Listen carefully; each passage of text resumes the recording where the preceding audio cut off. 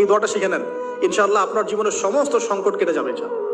আমি নিজেও এই দোয়াটা বেশি বেশি করার চেষ্টা করি। দোয়াটা হচ্ছে, মুসা আলাইহিস সালাম একটা গাছের নিচে হেলান দিয়ে বসলেন, বসে দেখলেন দুজন মেয়ে দাঁড়িয়ে আছে দূরে, পানি নিতে পারছে না, লোকজন পানি নিয়ে যাচ্ছে, ওরা দাঁড়িয়ে আছে বেচারি।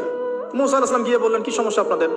তারা বললেন যে আমাদের বাবা অনেক বৃদ্ধ মানুষ, আমরা পানি নিতে পারি না যতক্ষণ না আমাদের কম পানি নিয়ে চলে যায়। মুসা আলাইহিস সালাম একটু বললাম না, ফিজিক্যালি খুব স্ট্রং ছিলেন, থাকে না বডি বিল্ডার, সামনে গিয়ে কথা বলে সরো পানি দিতে দাও, তখন মানুষ একটু মূল্যায়ন করে না। তো মুসা আলাইহিস সালাম এভাবে পানি নিয়ে দিলেন এবং বাছুরদেরকে পানি পান করালেন, করিয়ে গাছের নিচে এসে বসে আছেন। বসে বসে তিনি দোয়া করছেন, এই যে দোয়াটা তিনি দোয়া করছেন, রব্বি, একটা নেক কাজ করলেন, নেক কাজ করলেন না, মানুষের উপকার করলেন, নেক কাজ করে এসে গাছের নিচে বসে দোয়া করছে, আল্লাহ এখানে তো আমার খাবার পানি বাসস্থান কিছুই নাই, আমি কি করব? রব্বি ইন্নী লিমা আনজালতা ইলাইয়া মিন খায়রিন ফাকির, রব্বি ইন্নী লিমা আনজালতা ইলাইয়া মিন খায়রিন ফাকির।